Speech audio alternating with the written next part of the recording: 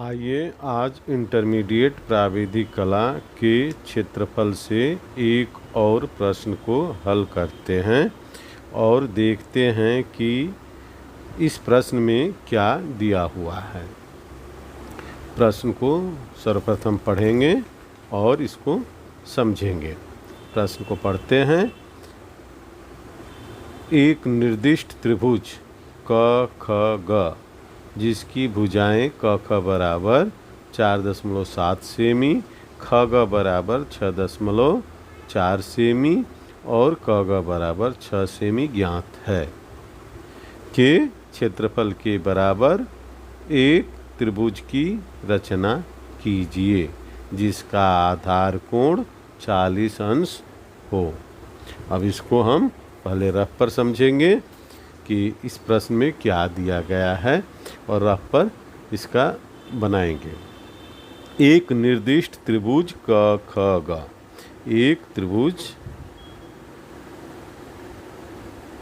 जिसका नाम क ख ग।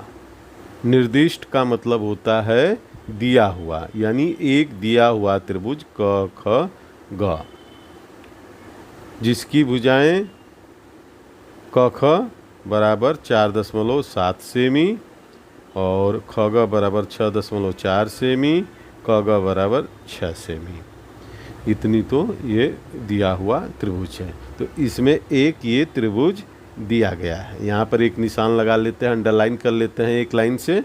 और इसके आगे अब हमें दूसरा प्रश्न देखना है, इसी में खोजना है। पहला प्रश्न हम जैसे कि खोजते हैं कि क्या दिया हुआ है, और दूसरा प्रश्न इसी में हम खोजते हैं कि रचना किसकी करनी है। तो इसमें स्पष्ट है कि क्षेत्रफल के बराबर, यानी जो ये त्रिभुज दिया है इसी के क्षेत्रफल के बराबर एक त्रिभुज की रचना करनी है।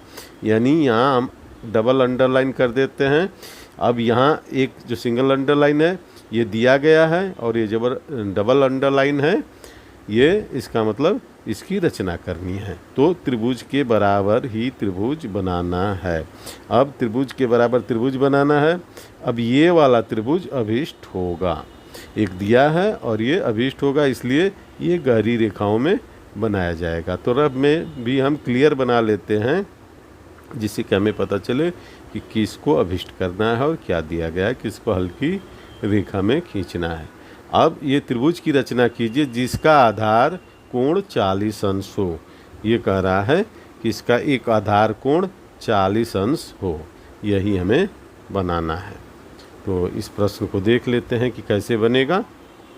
अब आसान है, धीरे धीरे उम्मीद है कि आप लोगों को समझ में आ रहा होगा।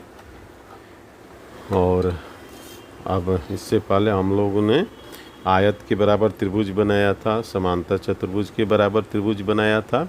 अब त्रिभुज के बराबर त्रिभुज बना रहे हैं। इस प्रश्न में यही दिया हुआ है।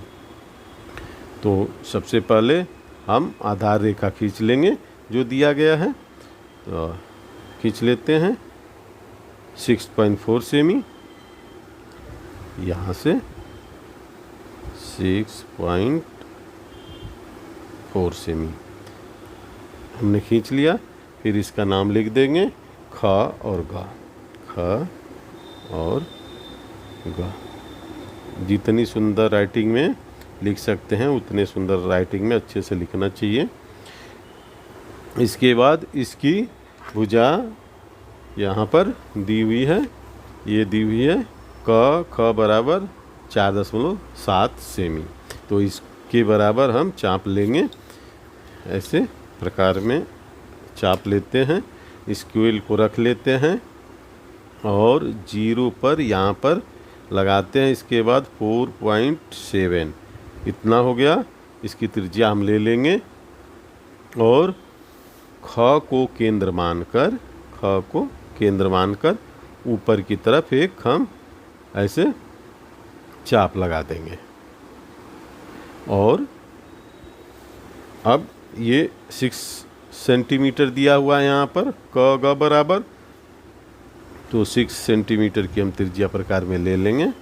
6 सेंटीमीटर की त्रिज्या प्रकार में ले लेंगे और प्रकार में हमने ले लिया है।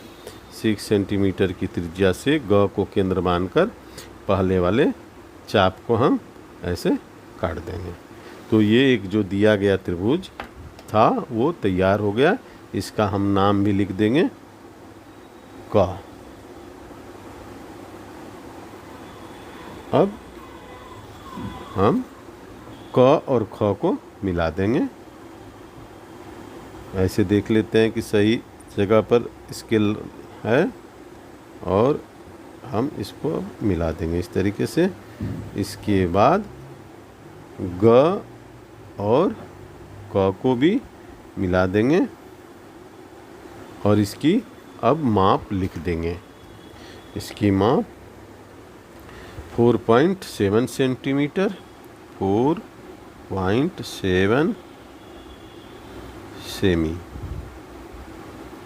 इसके बाद है ये 6.4 सेमी का हमने पहले खींच लिया था, इसे भी लिख देंगे 6.4 सेमी।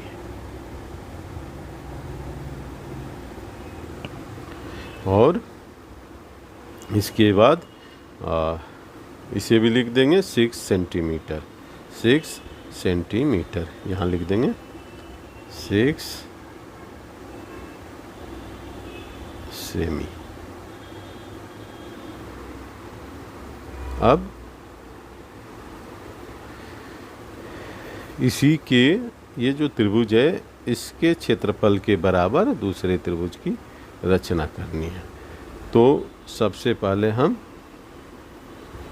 एक खग रेखा के पहला रेखा खींचेंगे बिंदु ग से। सेट स्क्वायर को ऐसे रख लेंगे यहाँ पर। सेट स्क्वायर खग रेखा पर लगाएंगे और इसको हम लेके जाएंगे क बिंदु तक।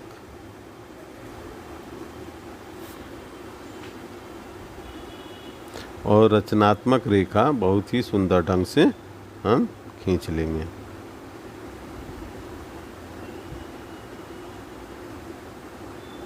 हमने इस तरीके से एक रचनात्मक रेखा खींच लिया। अब एक हमें त्रिभुज और बनाना है, तो उसके लिए हमें कोण दिया हुआ है 40 डिग्री का, 40 डिग्री का। तो यहाँ पर हम इस तरीके से स्केल को लगा लेंगे और 40 पर यहाँ एक पॉइंट बना लेंगे और इसे हम मिला देंगे।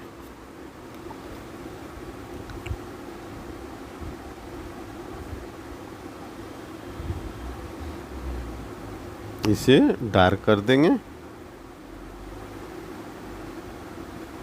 क्योंकि यह अभिष्ट रेखा है। इसके बाद ग से और इसको मिला देंगे हम। ये इसी के बीच में आ रहा है तो इसको मिटा देते हैं पहले, फिर बाद में लिख लेंगे।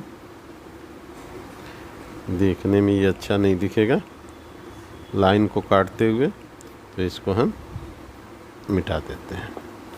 और इसके बाद इसका नाम हम घ लिख देते हैं। अब क और घ को मिला देंगे, क और घ को डार्क रेखा में ऐसे मिला देंगे। इसके बाद इसके आधार को भी हमें डार्क करना होगा।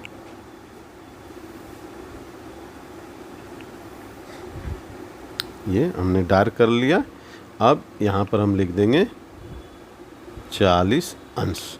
तो एक दिए गए त्रिभुज के बराबर त्रिभुज बन गया है जिसका आधार कोण 40 अंश है। और इस नियम के तहत ये बना है। आप नियम जानते होंगे कि दो त्रिभुज क्षेत्रफल में उस समय बराबर हो जाते हैं जब आधार और ऊंचाई समान हो। तो इसमें आधार और इसकी ऊंचाई समान है, इसलिए ये क्षेत्रफल में भी समान है। अब इसके नीचे हमें लिखना है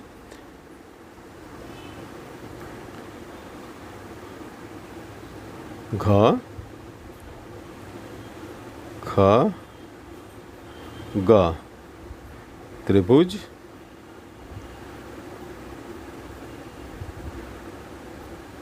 अभिष्ट है। अभिष्ट है और हमें यही बनाना था, निर्णय बन गया है। आप इसका अभ्यास करिए और अभ्यास करने से निश्चित ही ये निर्णय समझ में आने लगेंगे।